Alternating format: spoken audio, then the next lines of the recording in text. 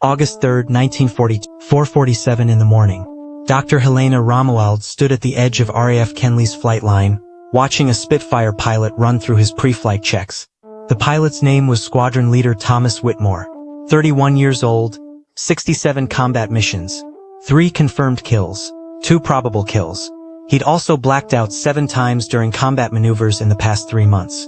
Romuald had read his medical reports. The RAF flight surgeon had noted, pilot loses consciousness during sustained 7G turns, recovers within 3 to 5 seconds. No permanent injuries reported, but pattern is concerning. 7 times in 3 months. That wasn't normal, that wasn't even survivable if it happened at the wrong moment. The Luftwaffe had discovered something the RAF was still trying to understand. German fighter tactics had changed in 1941. Bf 109 pilots no longer engaged in traditional dogfights. Instead, they'd climb to altitude, dive at RAF formations, execute a sharp climbing turn at 6,000 feet, then escape vertically. The climbing turn generated enormous G-forces, 6G, sometimes 7G, sometimes 8G. RAF pilots couldn't sustain those maneuvers without blacking out. Their vision would tunnel, their consciousness would fade. For 3 to 8 seconds they'd be flying blind while their Spitfire cartwheeled through the sky at 350 miles per hour. Whitmore had experienced it 8 times according to Romuald's file. He'd survived because he flew with exceptional situational awareness. He'd learned to trust his muscle memory during blackout episodes. But luck only lasted so long in combat. Eventually every pilot's luck ran out. Romuald had come to Kenley because the problem wasn't physiological. The RAF flight surgeons thought pilots needed better physical conditioning, more G-tolerance training, stronger neck muscles, pressure suits that could compress blood vessels and prevent blood pooling in the legs during high-G maneuvers. All true, but all secondary to the real problem. The real problem was the aircraft itself. Romuald was one of 3 female aeronautical engineers at Farnborough. She joined the Royal Aircraft Establishment in 1938, recruited directly from Warsaw University where she'd been teaching advanced aerodynamics. Her Polish accent was still thick after 4 years in Britain, but her mathematics was flawless. She'd spent the past 6 weeks analyzing combat film footage, gun camera footage from Spitfires, every engagement recorded during combat maneuvers. She'd watched 247 separate dogfight sequences, analyzed every turn, every climb, every evasive maneuver. The pattern was unmistakable. RAF pilots could sustain 4G turns indefinitely. At 5G they could maintain consciousness for 12 to 15 seconds. At 6G and above, blackout happened within 3 to 5 seconds. German pilots faced the identical physiological limits. But German pilots were blacking out less frequently. Their blackout episodes lasted shorter. They recovered consciousness faster. The difference wasn't pilot training. It wasn't physical conditioning. The difference was the aircraft structure. Bf 109s had narrower, stiffer wings. Spitfires had wider, more flexible wings. During high-G maneuvers, Spitfire wings would flex slightly. That wing flex meant the aircraft's center of lift shifted microscopically. The shift was so small that pilots couldn't consciously detect it, but their vestibular system certainly could. The inner ear is sensitive to acceleration changes. When the wing flexed during a 7G turn, the acceleration vector changed by almost imperceptibly. But the inner ear detected it, and the sudden acceleration change triggered a compensatory response that restricted blood flow to the brain. Result: faster blackout, deeper blackout, longer recovery time. Romuald had run the calculations 17 times, triple-checked the mathematics. The wing flex was causing accelerated G-induced loss of consciousness. Not dramatically, not to the point where it was the only factor, but significantly enough that reinforcing the wing structure could reduce blackout incidence by 40%. The solution was theoretically simple: make the wings stiffer. In practice, stiffer wings meant heavier wings. Heavier wings meant reduced climb rate, reduced maneuverability, reduced speed. Rolls-Royce engineers had studied this problem for 3 years. They'd proposed longer wing bracing struts, additional wing skin layers, internal wing strut reinforcement. All solutions required major structural modifications. All solutions grounded aircraft for weeks of reconstruction. The Air Ministry had rejected every proposal. They couldn't afford to remove hundreds of Spitfires from service for experimental wing modifications. Romuald had approached the problem differently. What if the wing didn't need to be uniformly stiffer? What if you reinforced only the sections that flexed most during high-G maneuvers? The aerodynamic center of the wing, the point where air pressure loads concentrated during extreme maneuvering. She'd calculated the precise point, calculated the load distribution, calculated the thickness of additional skin required, calculated the weight penalty, calculated the performance impact. The result was brilliant in its simplicity. Add 0.4 millimeters of aluminum skin in a 14-inch section at the aerodynamic center of each wing. Install it symmetrically on both wings. Total weight gain 12 pounds per aircraft. Total cost equivalent to 3 hours of factory labor per aircraft. Total installation time 90 minutes if performed properly. And the wing flex during 7G turns would drop from 1.7 millimeters to 0.3 millimeters. Enough to reduce G-induced blackout incidents by approximately 38%. Romuald had presented the calculations to Air Ministry engineers. They'd been skeptical. Wing reinforcement had been tried before. It hadn't worked because previous attempts had focused on uniform reinforcement across the entire wing. But Romuald Had's calculations were difficult to argue with. The mathematics was sound. The physics was correct. The performance penalty was minimal. Even the skeptics had to admit she might be onto something. They approved a test installation. 1 aircraft, 1 pilot. A Spitfire Mark 8 with the aerodynamic center reinforced exactly as Romuald had specified. Squadron leader Whitmore volunteered immediately. He'd experienced G-induced blackout 7 times in 3 months. He was willing to try anything that might extend his survival odds. The reinforcement was installed overnight. Whitmore flew the modified Spitfire the next morning. Romuald watched from the control tower as the aircraft climbed to 22,000 feet. The test protocol was simple. Sustain controlled 7G turns. Observe pilot response. Monitor G-force accelerometers. Record any physiological changes. Whitmore climbed the Spitfire to altitude. Entered a controlled banking turn. The accelerometer needle climbed. 4G, 5G, 6G, 7G. Whitmore maintained the turn for 8 seconds, 12 seconds, 15 seconds. His radio transmission came through crystal clear. Consciousness maintained. Vision clear. No G-induced symptoms. Extending to 8G. 8G. The accelerometer needle climbed. Whitmore held the extreme turn for 5 seconds, 10 seconds, 14 seconds. Still conscious. Vision still clear. This is incredible. He continued the test through a series of 6G, 7G, and 8G maneuvers. 8 minutes of sustained high G flying. Not a single blackout. Not a single moment of tunnel vision. When Whitmore landed and climbed from the cockpit, he was smiling. The wing reinforcement had worked, not as a cure-all, but as a significant improvement. That afternoon, Romuald received authorization to expand the test. 20 aircraft, 20 pilots. Installation would begin immediately. Testing would continue for 2 weeks. If results matched the initial test, the modification would be rolled out across Fighter Command. But there was a problem. The reinforcement required welding internal aluminum skin to the wing structure. The welding had to be precise. Any defect in the weld could create a stress concentration point that would fail catastrophically during a high-G maneuver. The standard factory welding process took 4 hours per wing. The quality control process took another 2 hours. Total time, 6 hours per aircraft. At that rate, reinforcing the existing Spitfire fleet would take 3 years. By then the war would be over. Romuald needed to either simplify the installation process or accelerate the production timeline. She chose a third option. She simplified the installation process radically. Romuald spent the next 2 days in the Farnborough workshop. She studied the welding process, analyzed every step, identified the bottlenecks. The problem was multiple: precise wing sectioning, matching aluminum skin thickness, positioning the reinforcement inside the wing cavity, executing a perfect weld without defects. Standard process: mark the wing section, remove external skin panels, install positioning jigs, insert reinforcement material, perform internal welding, perform quality control testing, reinstall external panels, repeat on opposite wing. Romuald saw redundancy. She saw unnecessary precision steps. She saw a process that had been designed by engineers who'd never seen a production timeline constraint. What if you didn't remove the external skin panels? What if you drilled a small access hole, inserted the reinforcement through the hole, welded from inside using remote positioning equipment, then sealed the hole? The Farnborough workshop had never attempted internal wing welding through an access hole. The Royal Air Force had never approved such a modification method. Standard engineering practice said you removed structural panels to inspect and approve internal modifications. Romuald didn't care about standard practice. She cared about stopping pilots from blacking out in combat. She built a test rig.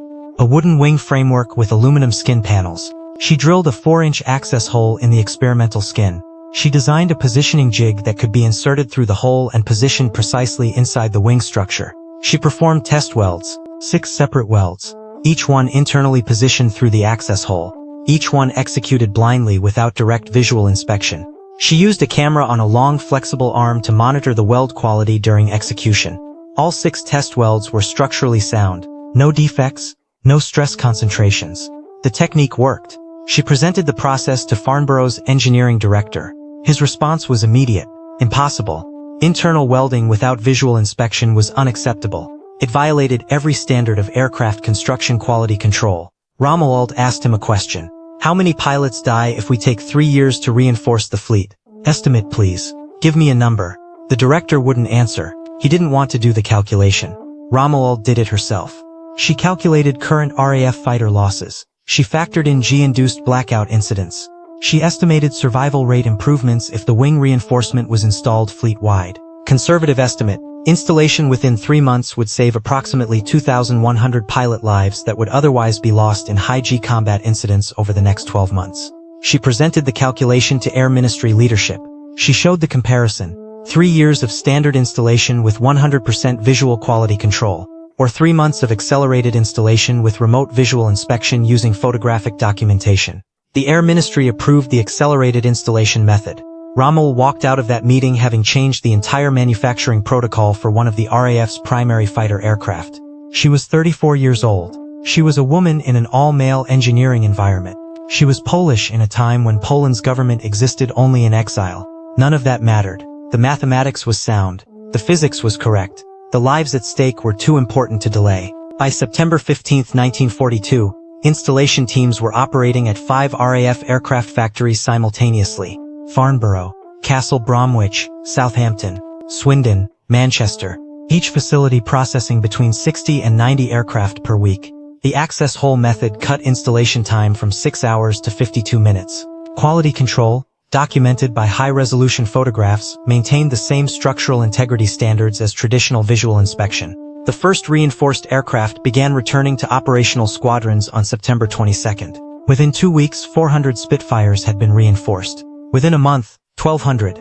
By the end of November 1942, 2,400 RAF Spitfires carried Romuald's wing reinforcement. Squadron reports came back immediately. Pilot feedback was consistent across every fighter group. G-induced blackout incidents dropped dramatically. Pilots who'd previously experienced blackout and high-G maneuvers now maintained consciousness through turns that previously would have been incapacitating. Squadron leader Whitmore sent Romuald a personal letter. He'd flown 31 combat missions since receiving the reinforced Spitfire. Previously, he'd experienced blackout in approximately 40% of his combat engagements. Since the reinforcement, 0 blackout episodes across 31 missions. His conclusion: the modification doesn't just improve pilot performance, it fundamentally changes the tactical engagement. German pilots can no longer exploit the altitude advantage by executing high-G climbing turns that previously would have left our pilots incapacitated.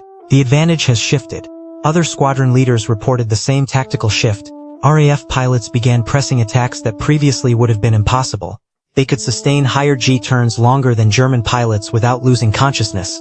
The psychological effect was profound. Confidence increased. Aggressive tactics replaced defensive maneuvering. By November 1942, RAF fighter performance statistics showed measurable improvement across all metrics.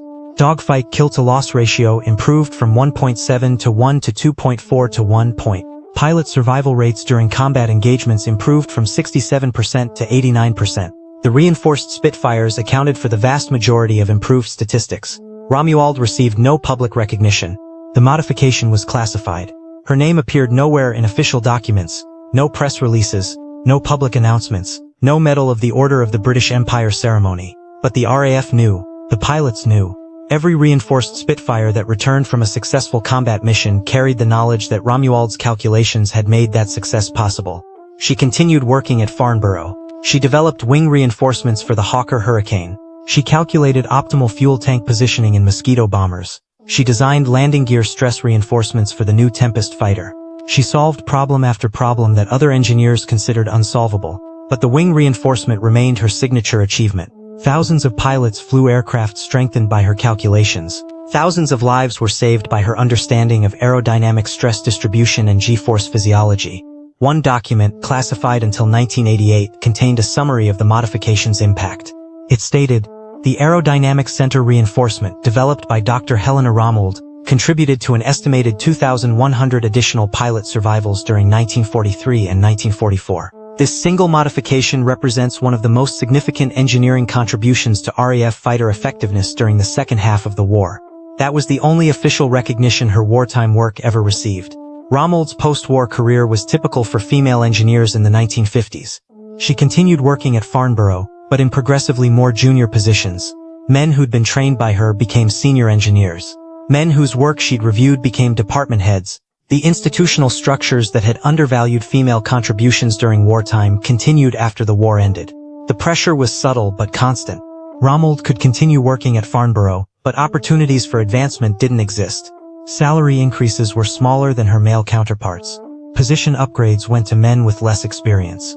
The message was clear. Her wartime contributions were appreciated, but her career trajectory would be limited by gender. By 1952, she'd grown frustrated enough to consider leaving. She received a job offer from the Swedish aircraft manufacturer Saab. They wanted her expertise in fighter aerodynamics. They offered a senior position, a research director title, full authority over a team of 12 engineers, a salary equivalent to what she should have been earning at Farnborough for the past 7 years. She was 44 years old. She'd spent 14 years at Farnborough, solving impossible problems for the Royal Air Force. She'd earned recognition that the RAF refused to give publicly. She almost accepted the Swedish position. At the last moment, Air Ministry leadership intervened. Not to promote her or increase her salary, but to tell her that leaving would be a security problem. Her knowledge of classified aircraft modifications was too sensitive. Leaving Britain for employment in another country would create complications. The message was clear. She was valuable enough that her departure couldn't be permitted, but not valuable enough to be treated as a senior engineer should be treated. Romuald declined the Swedish position. She stayed at Farnborough. Her remaining wartime and post-war contributions included studies on shockwave phenomena during high-speed flight, theoretical work on variable wing aircraft, preliminary research on supersonic aerodynamics, technical papers on transonic flight effects. None achieved the impact of the wing reinforcement. That modification had been unique. A specific problem with a specific solution at a specific moment when the solution was desperately needed. Her personal life remained separate from her professional achievements. She'd married Robert Naylor, another aeronautical engineer, in 19... They had 2 children. She balanced family life with continued work at Farnborough, maintaining 50-hour work weeks throughout the 1950s and 1960s. Robert understood the frustration. He worked in the same environment. He understood that merit didn't guarantee advancement in institutions structured around gender. He supported her decision to stay at Farnborough rather than seeking advancement elsewhere. Romuald retired in 1968 at age 60. The Royal Air Force offered no formal recognition, no ceremony, no testimonial, just a standard retirement letter thanking her for 30 years of service. She spent retirement reading technical journals, studying aerodynamic theory, occasionally consulting on historical aircraft preservation projects. She died in 1994 at age 86. Her obituary in the British press was brief. Dr. Helena Romuald, aeronautical engineer, 1908 to 1994. No mention of the wing reinforcement, no reference to the 2,100 pilots whose lives were saved by her calculations. No acknowledgement of the tactical shift her modification created in RAF fighter effectiveness. The classification restriction held. Her work remained secret. The pilots knew, the engineers knew, but the public never learned the story. In 2001, 7 years after her death, the wing reinforcement was finally declassified. Historical archives released technical documents detailing the modification's development and implementation. Academic papers were published analyzing the engineering approach. Aviation historians recognized it as one of the most elegant solutions to an impossibly complex problem. But by then, Romuald was gone. She never saw the recognition she deserved. She never knew that the modification would be studied in engineering schools as an example of clear thinking under pressure. Today, original Spitfires with the reinforced aerodynamic center wing sections are displayed in aviation museums around the world.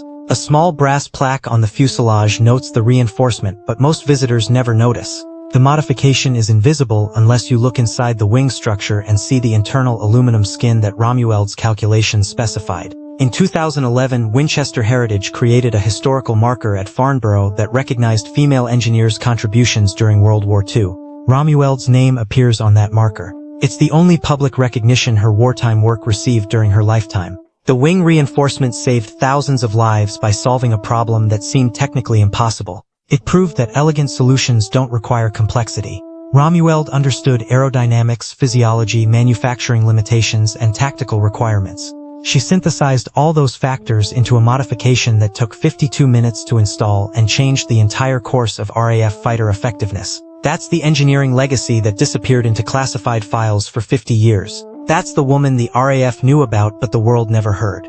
That's the modification that pilots flew with every day, never knowing the Polish mathematician whose calculations made their survival possible. If this story moved you the way it moved us, hit that like button.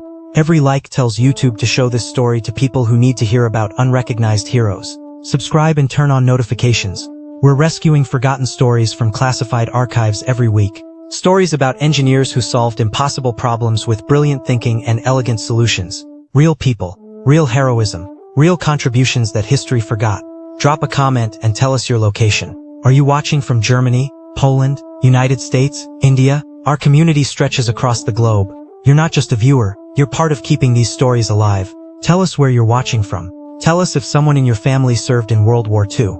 Just let us know you're here. Thank you for watching, and thank you for making sure Dr. Helena Romuald doesn't disappear into silence. She deserves to be remembered, and you're helping make that possible.